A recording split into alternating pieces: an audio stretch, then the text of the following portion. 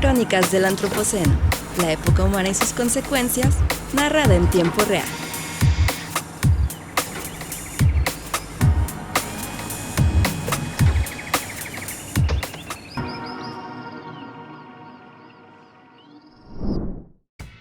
El agua es un recurso vital para la supervivencia de todos los seres vivos en el planeta. A nivel mundial, el acceso al agua potable y saneamiento es un tema crítico que afecta a millones de personas, especialmente en países en desarrollo. La Agenda Mundial del Agua establece objetivos específicos para garantizar la sostenibilidad y equidad en la gestión del agua y su acceso, incluyendo la reducción de la contaminación y la mejora de la calidad del agua, la promoción de prácticas agrícolas sostenibles y la conservación de los ecosistemas acuáticos. Además, la gestión del agua también es un aspecto importante en temas como el cambio climático, la seguridad alimentaria y la energía renovable. Es por ello que el agua ocupa un lugar primordial en la agenda mundial. Hola, bienvenidos a Crónicas del Antropoceno. Yo soy Víctor González Quintanilla y nos acompaña esta semana Coco Vargas. Hola, ¿qué tal? Y Arturo Gleason. Hola. Muchas gracias por acompañarnos, Arturo. Es que hoy vamos a hablar de uno de los límites planetarios. Vamos a hablar del vital líquido. Vamos a hablar de algo que necesitamos siempre y sin ello no hay vida. Por supuesto que vamos a hablar del agua. El agua que en lo personal no podemos vivir sin ella mucho tiempo, un par de días quizá, y te deshidratas, se acabó. Puedes durar más tiempo sin comer que sin beber agua. Sin agua, todo lo hemos oído, y que no sea un lugar común, es verdad. Sin agua no hay vida, pero sin agua tampoco habría civilización, no habría construcción, no habría minería, no habría tecnología. Sin agua no fluiría, no se organizaría la materia como se organiza complejamente para darse los compuestos.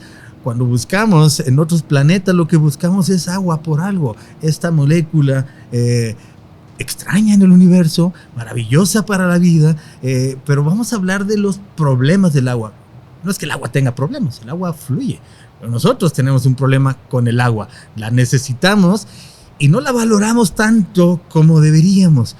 Cae del cielo, pareciera que siempre va a haber. El planeta está cubierto de agua, pero aún así tenemos un gran problema de abasto, la contaminamos, cómo la distribuimos, no a todos les toca igual. Uno de los máximos problemas de salud en el planeta es la falta de acceso a agua limpia, las gastroenteritis por tener que consumir agua que no es segura. Así que es muchísimo el tema, amplísimo el tema del agua, son muchos los problemas del agua, y por eso aquí en Crónicas del Antropoceno decidimos acercarnos con alguien que sabe mucho del tema del agua, y está con nosotros entonces el doctor Arturo Gleason. Arturo Gleason es experto en el agua, particularmente en proponer, investigar, en diseñar sistemas para captar el agua de lluvia, porque agua cae del cielo, a veces, nomás en ciertos tiempos, hay que saber cómo guardarla, pero bueno, es profesor universitario en la Universidad de Guadalajara, y ha participado y es muy activo en todos los temas internacionales, en foros,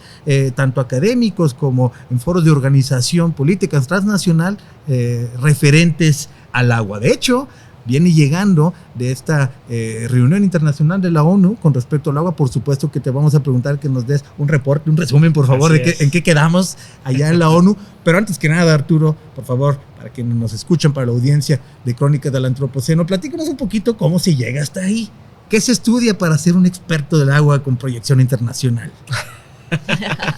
Bueno, pues yo estudié la carrera de Ingeniería Civil aquí en la Universidad de Guadalajara, en el CUSEI, Centro Universitario de Ciencias Exactas e Ingenierías. Pues creo que y la ingeniería, de alguna u otra manera, nos vinculamos al agua porque es una de las orientaciones. En el caso, creo que todas las licenciaturas de Ingeniería Civil que se imparten en el país tienen orientación hacia la hidráulica, ¿no?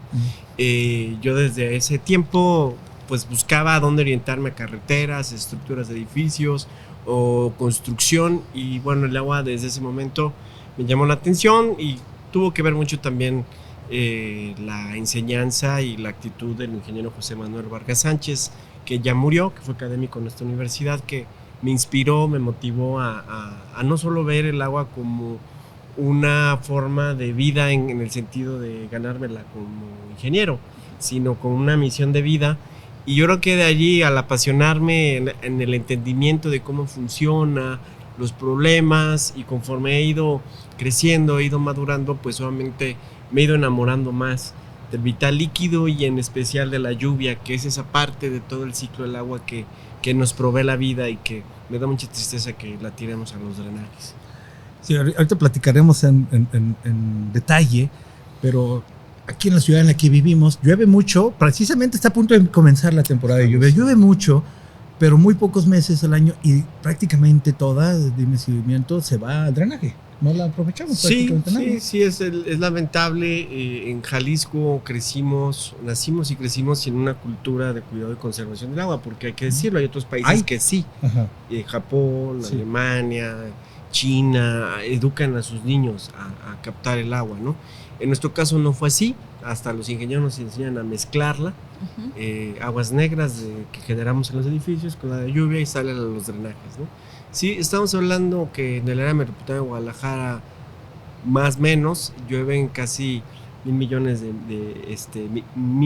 millones de metros cúbicos al año, ¿no? Estamos hablando de más o menos 450 estadios Jalisco que se están yendo, que caen, y la mitad, 227 más o menos, se van a los drenajes, ¿no?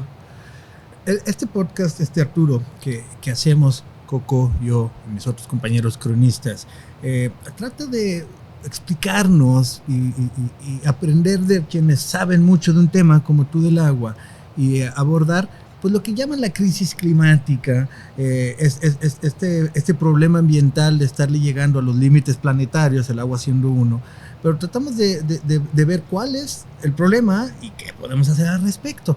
Vamos empezando por el lado del problema, por ejemplo, del agua, y teníamos ahí ya, Coco, identificados algunos de los temas que son los problemas del agua. Por ejemplo, el hecho de que sí hay agua, pero ¿cómo la usamos? Es el concepto de estrés hídrico. Explícanos tantito, Coco, tenemos por ahí datos de estrés hídrico y de abastecimiento de agua. México es uno de los 25 países tenemos en nuestros puntos que enfrenta un estrés hídrico. O sea, tenemos mucha agua, pero estamos, ¿sobreexplotándola? Sí, pues no tenemos una buena administración. Hay que considerar que a pesar de que el 75% de la superficie terrestre es agua, de ese 100%, del 75%, casi toda es salada.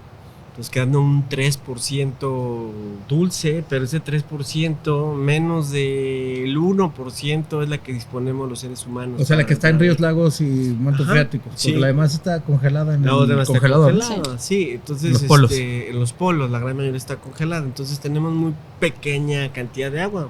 Si lo quisiera entender el auditorio, estaríamos hablando de una cubeta de 20 litros de agua y lo que es agua dulce en una cucharadita, ¿no? de café. Lo decíamos en un garrafón, ¿verdad? Sí, en un capítulo pasado de Crónicas del Antropoceno justamente hicimos que tenemos un garrafón de 20 litros de agua, no toda esa agua es la que podemos usar, entonces solo una cucharada. Y de esa cucharada, que es el agua disponible, aparte está la que está contaminada. Entonces ni siquiera toda es la que podemos usar. Está contaminada. Ese es el gran problema. O sea, si tú ves el planeta desde una foto de un satélite, pues parece que agua hay. Sí hay mucha. Sí. Pero de la que podemos disponer es muy limitada. Y además desperdiciamos mucha. Sí, y bueno, se cree que pues porque estamos rodeados de agua, pues porque hay tanto drama, ¿no? El punto uno es que el agua de mar, por ejemplo, pues es muy complicado quitarle la sal. Sí. Y se puede, pero sale caro. Muy caro. Y luego, pues la mayoría de la población no vive en las zonas costeras, vive en las partes altas, ¿no? Como la Ciudad de México está a 2,000 metros de altura, Guadalajara 1,500, y te vas dando cuenta que los principales centros urbanos que son demandantes de agua no están junto al mar. Entonces, esto complica la gestión del agua y la escasez y la contaminación, van haciendo sus combinaciones y tenemos este resultado que es el estrés hídrico, ¿no? No alcanza agua limpia para todos y todas. Sí, volviendo a este punto donde México es uno de los 25 países que sufren estrés hídrico, gran parte es porque sacamos más de la capacidad de recaptar de nuestros mantos. Entonces todo el tiempo estamos necesitando mucho más, nuestras ciudades están creciendo más, llenamos de concreto todos los espacios, entonces estamos limitando la capacidad de nuestro territorio de poder recargar nuestros mantos, ¿no?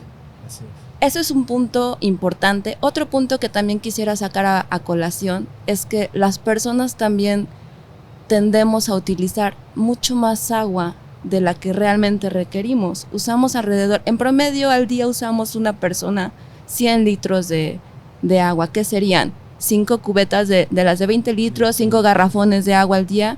Y realmente lo que necesitamos, aunque parezca poco, son solamente 20 litros.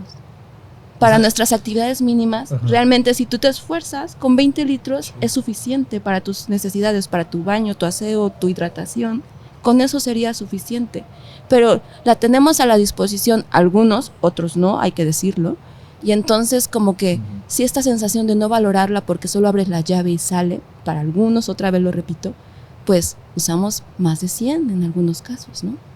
Sí, mucha gente no tiene la facilidad de que nomás le abres a la llave y sale agua, supuestamente potable. También está aquí en Guadalajara, en México, en cualquier lugar de México no te puedes tomar el agua de la llave. Sí. Por mucho que le llamen potable, que no significa que esté no sea para limpia. consumo humano. Pero, por ejemplo, si muchas ciudades de Estados Unidos, una vez viajé a Buenos Aires y se le toman el agua de la llave, hasta rica sale, ¿no? Hasta rica sabe. Aquí no lo hacemos, pero por nada del mundo. Incluso los extranjeros se enferman cuando vienen a México por lavarse los dientes o bañarse y la poquita agua que se llegan a enfermar.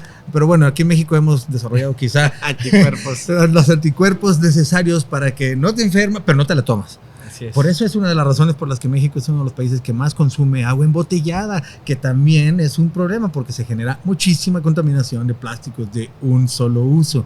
Entonces, pero tiene que ver esto del desperdicio y de la poca valoración con el hecho de que tenemos mucha y no nos cuesta prácticamente nada. ¿Será que en otros lugares la valoran más porque no tienen o porque les cuesta? Sí, claro, definitivo. O sea, tú hablas, por ejemplo, hablando de nuestra República Mexicana, Monterrey trata todos aguas negras. Ajá. Nosotros en Jalisco no. Entonces, ¿Qué porcentaje aquí más o menos? No, pues aquí con trabajos 15, 20% y medio bien. Ajá. O sea, aquí se acostumbra a poner las plantas, se toman la foto. Sí. Y después ya no hay dinero para los químicos, no hay dinero para el que cuida la planta o la energía, que se necesita demasiada energía para los tanques alimentadores. Entonces, hay una percepción de que es gratis. Por un lado, pues los políticos no le asignan el valor justo, porque una cosa es el agua como tal y otra cosa es el servicio, tanto de abastecimiento y de drenaje. Entonces, por medidas más que nada electorales, no se implementan políticas de ahorro, consumo y cobro justo y subsidio a quien realmente lo necesita, ¿no? Aquí es parejo, todos pagamos de a medio centavo por litro. O sea, todos pagamos, dígase, industria. Entubada, perdón. O sea, la industria paga lo mismo que un ciudadano de a pie. Sí, bueno, a veces después de ciertos consumos ya se sube el precio dependiendo del sistema operador, pero pues es muy barata de todas maneras. O sea, lo que pagamos los contribuyentes para sacarla, potabilizarla, conducirla, distribuirla y luego el drenaje y luego el poquito tratamiento, pues obviamente no corresponde al precio que debiéramos pagar. Claro. Otro aspecto, contaminación. Sí. El agua, una vez contaminada, es difícil descontaminarla. Además, los ríos y lagos, por lo menos en México, en su mayoría están contaminados. Vamos a poner un caso concreto, que seguramente es algo parecido, vivas en donde vivas, que las industrias se ponen al lado de un río, vierten desechos y terminan contaminando el río. Después, descontaminarlo es un problema. Sí. Incluso aunque siga fluyendo agua limpia, se sigue contaminando y quitarlas después. Caso concreto, el río Santiago, aquí que atraviesa Jalisco y otros estados, que es, según tiene uno de los ríos más contaminados de Latinoamérica. Sí. En español tenemos un dicho: ahogado el niño, taparon el pozo. Es decir, hasta que algo malo pasó, resuelves el problema. En este caso, ni ahogado el niño, ni ahogado el niño, taparon el pozo. No. Una vez, hace 12 años, me parece, un niño se cayó al agua del río Santiago y por haber estado en contacto con el agua unos minutos, se intoxicó y se murió. Así es, Miguel Ángel. el niño Miguel Ángel. Sí, en el Salto, en la Azucena. Y hemos Y estado tocamos nosotros, este tema con todo respeto. con todo respeto y con dolor, porque es un problema que no se ha solucionado. Y hemos estado cerca de grupos como los grupos de Un Salto de Vida, que han estado de activistas constantemente, poniendo el dedo en el renglón, diciendo, eso que pasó sigue pasando. Y todos nuestros vecinos tienen en su familia a alguien que se ha enfermado porque el agua que está corriendo por ahí está tremendamente contaminada de materiales muy peligrosos. ¿Qué se puede hacer con respecto de esto? Yo entiendo que es algo complejo, que requiere, no se puede de la noche a la mañana, y que aunque cada vez que hay nuevas promesas políticas y digan que va a haber voluntad política, no ha pasado. ¿Cómo puede ser que ahogado el niño no se ha tapado el pozo?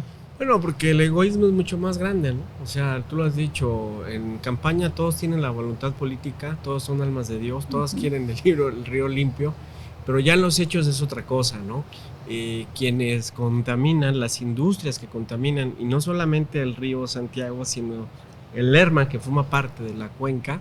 La cuenca Lerma, Chapala-Santiago. Estuvimos el año pasado en Lerma, vimos cómo nacía limpia el agua, vimos los manantiales, es un espectáculo. Tú vas a Almoloya del Río y es hermoso cómo brota el agua, pero también es fatal como unos metros adelante y ya le empiezan a echar aguas negras. Ajá.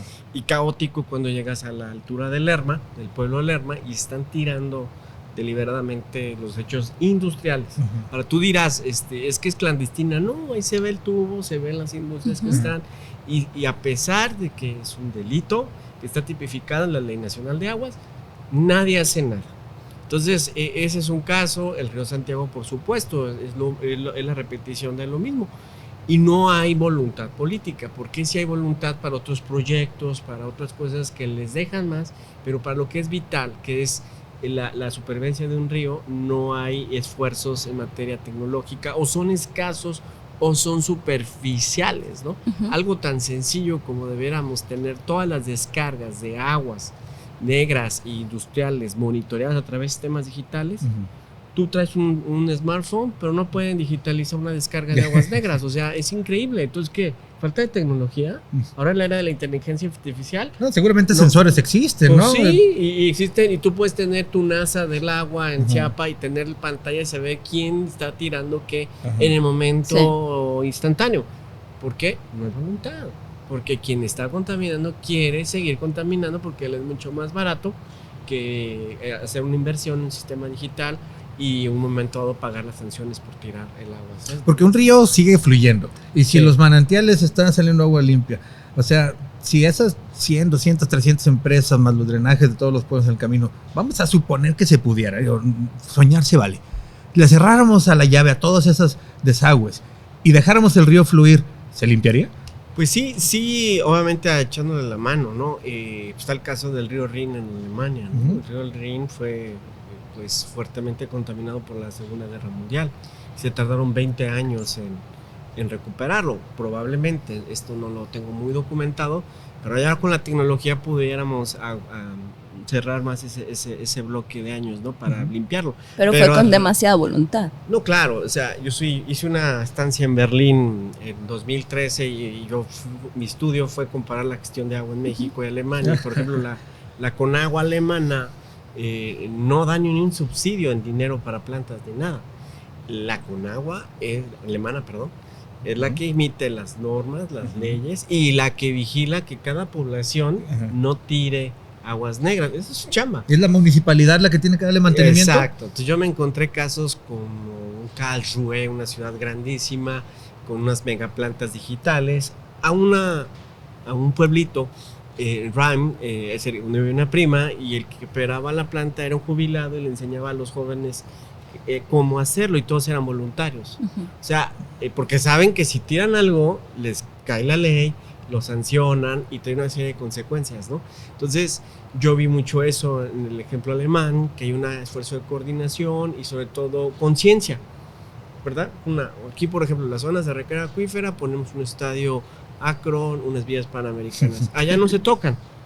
Y aquí me preguntan, ¿se podrá hacer sustentable la villa? No, espérame, es que lo sustentable es no poner la villa o el estadio. Exacto. Ahí dejarle la lluvia que se asiente, que penetre poco a poco. En Alemania no entran ni los carros. Entonces, ¿por qué? Porque el alemán dice, pues entra una gota de aceite, se contaminan tantos litros, se enferman ellos, hecho cuentas cuántas personas se van a enfermar. Pues no lo hago. Y es diferente a nuestra percepción nosotros, ¿no? Latinoamericana y mexicana. Digamos que nuestra base del problema es gestión. Es un problema de gestión. Entendimiento, valor, no sé, tiene nuestra sociedad latinoamericana, la mexicana, necesita entender que la mayor tontería que uno puede hacer es atentar contra uno mismo. Entonces a veces eso no lo entendemos y pensamos sacar tajada de algo que nos está dañando. Estás saboteando tu futuro cuando un recurso vital lo agotas, lo contaminas o no lo dejas que recargue de donde luego lo vas a tomar, porque según entiendo, en este caso, Guadalajara, una ciudad de 5 millones de habitantes, y esa es una zona de recarga, la que mencionabas, donde construyeron y no deberían. Sí. El Bajío le llaman esa. Sí, el Bajío de la Arenal. El Bajío de la Arenal es una zona de recarga, es por donde se va a llenar el garrafón. Exacto. y le ponemos algo que lo ensucia. Yo creo que ahí estamos saboteando nuestro propio futuro, porque además una cantidad importante del agua que consumimos en esta ciudad viene de mantos freáticos. O sea, muchos dicen, no, es que tenemos, para empezar tenemos suerte, tenemos el lago más grande del país aquí a 30 minutos, pero no toda el agua la traemos de allá. No, y hay que decirlo, Chapala está bajo una fuerte presión de contaminación. Toda la ribera del agua, especialmente municipios como Chapala, como Tepec, Zacuanco, Salá, están siendo urbanizados. Por aquí, ¿qué implica? Que se extienda a partir del margen del agua hacia arriba el concreto que ya no se va a infiltrar. Y Chapala se abastece de su cuenca propia, de su espacio propio, de las lluvias que le caen a los alrededores, la que cae en el lago, y los alrededores se cae el agua, se absorbe y brota en los manantiales que le dan vida al lago. El lago se autolimpia, pero también hay que estimar cuánto le queda de esa función al lago, porque cuando hay mayor carga contaminante, en un momento dado el lago va a decir, hasta aquí llegaste, yo ya no me voy a autolimpiar. No. Y después, así como es problema la escasez, es problema, o el agua, cuando falta es un problema, pero cuando sobra también. Cuando llueve mucho, como está pavimentado, se junta y acelera mucho el agua y va y pega en donde están pues, zonas más bajas, se hacen inundaciones, hay accidentes. Y el agua de lluvia que ya mencionabas que no se aprovecha termina siendo un problema, un riesgo importante durante, al menos aquí en esta ciudad, durante 3 meses. Lamentablemente hay accidentes, lamentablemente hay ahogados en lugares en donde ya se sabe que se va a volver a inundar. ¿Por qué no lo solucionamos, Arturo? ¿Por qué no hacemos un hoyo y guardamos el agua de ahí? ¿Que no se puede? Pues bueno, sí, eso y más cosas se pueden, ¿no? Hay un concepto que se llama diseño urbano sensible al agua, que es producción académica australiana, ¿no? Que te dice, capta el agua en tu casa, lo que no cabe en tu tanque, mételo a tu suelo, si se permite, aumenta la masa forestal. El problema es que, ya en mi experiencia como académico y activista, es que han pasado muchos años y lo que yo veo es que el egoísmo es el que gana, ¿no? O sea, el constructor no quiere invertir en tecnología verde, el político en turno tiene 3 años cuando mucho para sacar lo más que pueda de dinero. Entonces yo veo que no llegan con un proyecto sólido de restauración hidrológica, que es aumentar la masa forestal, infiltración, las plantas de tratamiento, la separación y drenaje. Entonces no hay voluntad, no se ve en la agenda pública y mucho menos se ve en el presupuesto. Entonces llega generación tras generación con esa hambre de querer ganar y a costa de los demás, pues no se puede desarrollar nada, ¿verdad? Y el que quiere, pues se lo chupa el sistema, ¿no? Y yo te he escuchado a ti, Arturo, decir esto, te pido que nos lo expliques, que el problema incluso es que ni siquiera sabemos cuánta agua tenemos, porque no hay una medición, que no tenemos una idea de cuánta entra y cuánta le estamos sacando. Digo, uno tiene que hacer un presupuesto de cuánto dinero tienes, si gastas más de lo que tienes, pues entras en déficit y en deuda. Con el agua no estamos haciendo un buen presupuesto. No, eso se llama balance hídrico, ¿no? Balance hídrico es un concepto de hidrología. ¿Cuánto entra y cuánto sale? Entonces hay un equilibrio. Si te sale la balanza negativa es que pues estás haciendo algo mal. En el caso de nosotros, esas cuentas que todo mundo tiene, por ejemplo, cuando gana dinero o debiera tener, tú sabes cuánto ganas, ¿verdad? Y tienes que saber cuánto gastas, al menos las tarjetas te van a avisar. o te puedes meter a la aplicación digital y ver cuánto dinero tienes. En el caso del agua no es así. No sabemos en realidad cuánto llueve en específico en distintos puntos de las ciudades, no sabemos cuánto se infiltra, no sabemos cuánto hay en los acuíferos, cómo se está comportando. Entonces meten un edificio con cimentación profunda y le pegan una arteria de agua subterránea, la bombean, la tiran a los drenajes. Entonces tampoco sabemos cuánto hay en qué capacidad tienen los drenajes, en qué estado están los drenajes, los más viejos que están en el centro histórico de Guadalajara. Entonces esto se repite en muchas ciudades de México y me atrevo a decir en América Latina, en donde pues la improvisación y la falta de información son características fundamentales de una gestión de agua. Quienes llegan van a hacer lo que pueden y lo que no pueden lo van a dejar, y el problema es que conforme avanza el tiempo la infraestructura se va deteriorando. Ya no tener monitoreo ni saber cómo estás, pues es un asunto así como una ruleta rusa. En cualquier momento hay un colapso, ¿no? de un colector o una crisis generalizada, que es a lo que le estamos apostando cuando no hay información. Arturo, tú acabas de regresar de una reunión internacional y yo creo que sería muy bueno que nos vayamos así a ver un panorama internacional acerca de qué podemos hacer. Cuéntanos qué pasó en esta reunión en Nueva York en marzo en materia del agua. Sí, bueno, yo fui a comentarlo, fui como parte de una delegación de expertos en captación de agua de lluvia, representados a través de la International Rain Harvesting Alliance, o la Alianza por la Captación de Agua de Lluvia. Vimos a promover la captación de agua de lluvia como una alternativa para cumplir el Objetivo de Desarrollo Sostenible número 6, que es agua y saneamiento. Bueno, dentro de los puntos más sobresalientes de la agenda allá es que, de lo que más me acuerdo y se comentó, es que tenemos que cuatriplicar los gobiernos y los pueblos del mundo, cuatriplicar nuestros esfuerzos en materia de saneamiento y abastecimiento. Se planteó una agenda muy clara que se debe fortalecer el liderazgo. Los políticos tienen que ser más incluyentes, más sensibles. Se habló también del dinero, que tenemos que ser creativos para generar fuentes de ingresos. Tercero, las capacidades, la capacitación. Tenemos que fortalecer las capacidades del ciudadano común hasta los tomadores de decisiones. Cuarto, la generación de datos, de información, de monitoreo. Y quinto, la innovación. Estos fueron los 5 ejes que se establecieron allá y que tenemos que cuadriplicar para poder llegar a 2030 con buenas cuentas, ¿no? Aunque ya algunos dicen que no vamos a cumplir las metas o los indicadores que se están pidiendo, ¿no? 689 objetivos en total después de esta reunión de materia de agua, y creo que una promesa de 300 mil millones de dólares para poder lograrlo, según escuché. Sí, pues mira, yo ya no es la primera reunión que voy, o sea, yo he visto ya durante 20 años muchas reuniones y mira, yo a veces, pues no niego, porque hay gente muy honesta que trabaja, pero también a veces este tipo de reuniones se vuelven en dos cosas, ¿no? El muro de los lamentos, como los judíos, y la carta a Santa Claus, ¿no? Todos tenemos buenos deseos, somos ambientalistas, y la verdad es que, mira, por ejemplo, yo pongo el caso de nuestro país, México. Pues ¿cuántos saben que existen los ODS? La ama de casa que a lo mejor no está escuchando sabe lo que es el ODS número 6, de 17 que hay. No, a veces ni los universitarios con vergüenza debemos reconocer, sabemos que es un ODS. Si no, yo lo digo mucho en clases, si yo no sé qué es el ODS, qué es la meta, es como meterte a jugar fútbol y tratar de darle a nada. ¿Quién va a ver el fútbol sin saberle dónde está la portería? Sí, ¿no? ¿Qué es eso de la Agenda 2030? Es una quiniela. O sea, entonces, ¿quién se mete a ver un partido de fútbol donde el jugador que gana es el que le pega más fuerte hacia el cielo? Sí, ¿no? O sea, jugar ajedrez sin saber cómo se mueven las piezas, o saber cuál es el objetivo del juego, o saber cuándo le toca mover a cada quien. Pues imagínate, gobiernos, universitarios, investigadores, estudiantes que se están formando en cuestiones ambientales, no saberlo. Entonces, ¿a qué le tiras? Entonces, a mí me preocupa mucho eso, que acá en las grandes reuniones, obviamente, pues fue gente muy importante, líderes políticos, científicos, pues se ve desde arriba diferente a cuando uno llega aquí a Guadalajara.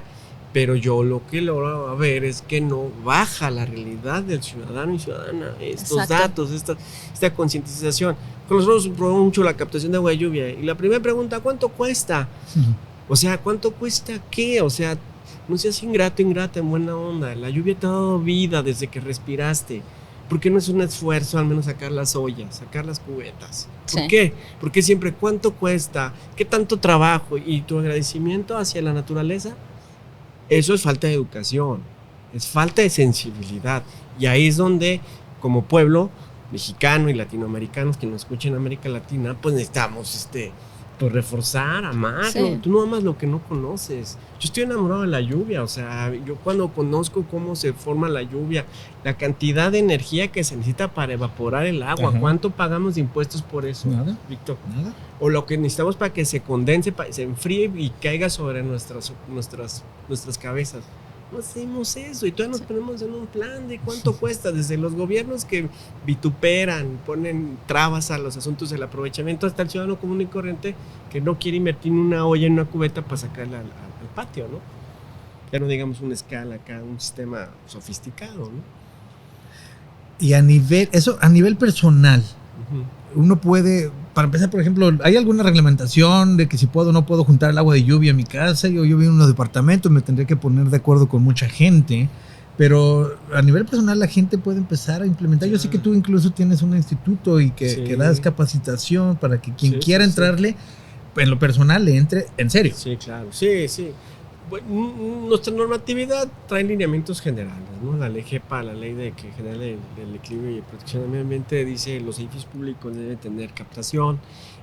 Ahora los ayuntamientos locales están tratando de incentivar a cambio de un escalte bajan el predial, ¿no? Pero no hay una política sólida donde digas voy a entrenar, voy a capacitar, voy a concientizar y voy a generar las reglas y voy a generar los conocimientos técnicos para capacitar a las personas para que lo hagan y monitorearlo y sostenerlo en el futuro.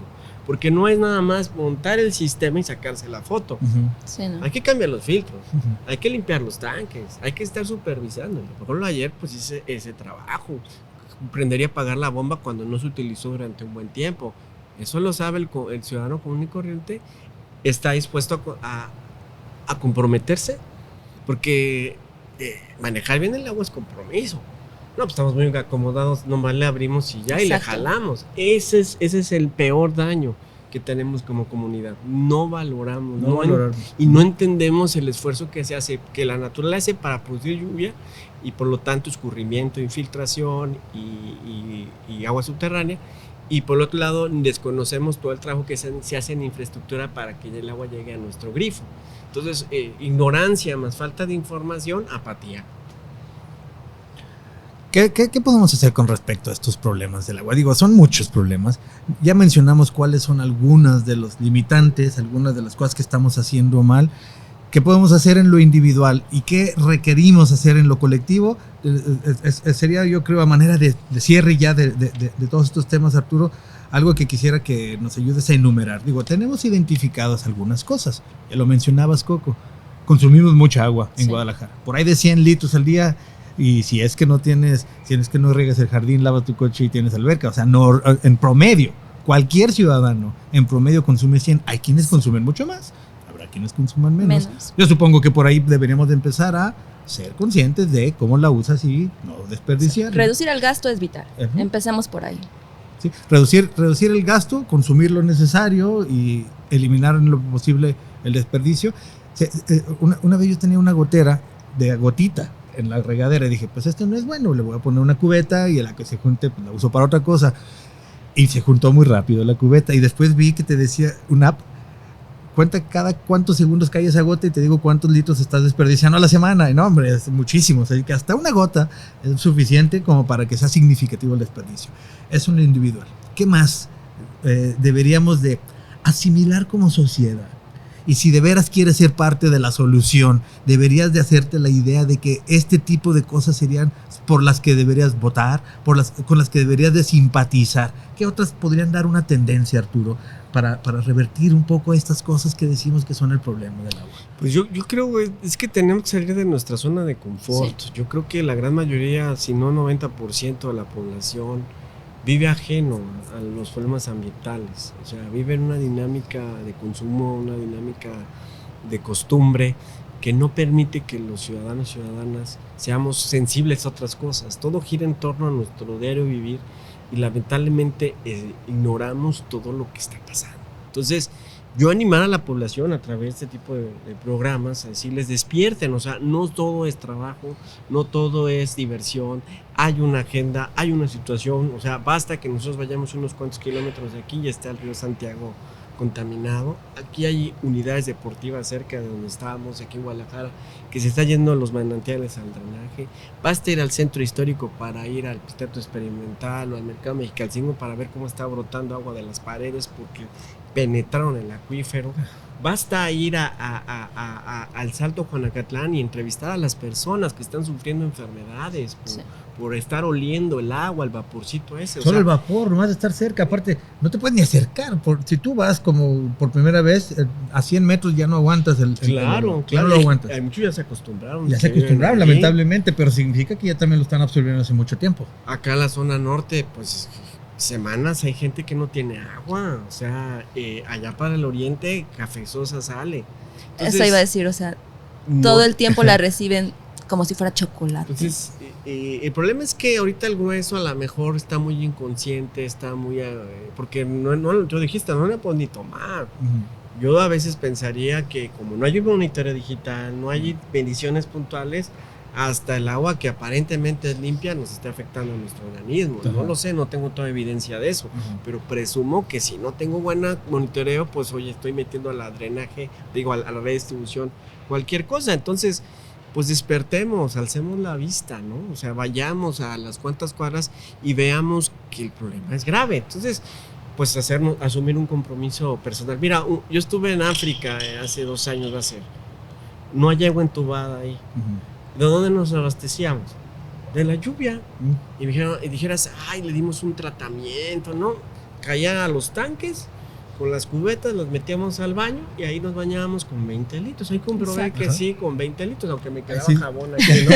en el cuello. Pero no asumimos un compromiso de cuidado, o a mente faltaba. Ahora, allí donde estuve, en Sierra Leona, eran 3,000 milímetros, 3 veces aquí de Guadalajara, y la gente no tiene agua. ¿Por qué? Bueno, por las malas decisiones, la falta de políticas públicas integrales. Bueno, pero se puede. Si queremos, se puede. El hecho es de que nos concienticemos. Yo animaría a la gente a que salga de esa burbuja y empiece a ver para otros lados y asuma un compromiso, ¿no? Sí, y además no verlo como un problema de a alguien le toca. No. Sí, claro que seguramente hay personas que tienen la responsabilidad, pero más bien nosotros, cada uno de nosotros como ciudadanos, no deberíamos de aceptar que se malbarate, desperdicie, contamine el vital líquido. Es sabotear nuestro futuro. Sí. Hay que hacernos a la idea, no aceptemos que se desperdicie de esa manera, no aceptemos que lo tengamos tan mal organizado, busquemos quién lo hace bien. Seguro hay buenos ejemplos en el mundo, como algunos que tú has visto y has tratado de traer aquí. Busquemos cuál es la mejor manera de hacerlo. El camino es pensar, planear y actuar. No dejemos que esta cosa siga avanzando mucho y después se le exige a la autoridad que lo haga. El próximo que quiera mi voto, que me explique qué va a hacer al respecto. Eso es lo que yo diría, y si tú estás de acuerdo, te sugiero que más o menos por ahí pudieras a lo mejor cambiar tu postura y decir, esto yo quiero que se solucione, y yo solamente voy a estar de acuerdo con quien lo tenga pensado y que lo quiera solucionar. Así es. Muy bien, pues bueno, yo creo que con esto alcanzamos a darnos una idea de los muchos problemas del agua que Arturo Gleason nos ayuda a platicar. Yo creo que después, Arturo, vamos a abusar de la cercanía y volverte a invitar para que hablemos más. Seguramente habrá mucho interés en sistemas de captación, específicamente en tu casa, y también hablando de lo que es la ciudad entera, sistemas de captación en edificios, cómo se puede hacer en diferentes construcciones, en diferentes situaciones.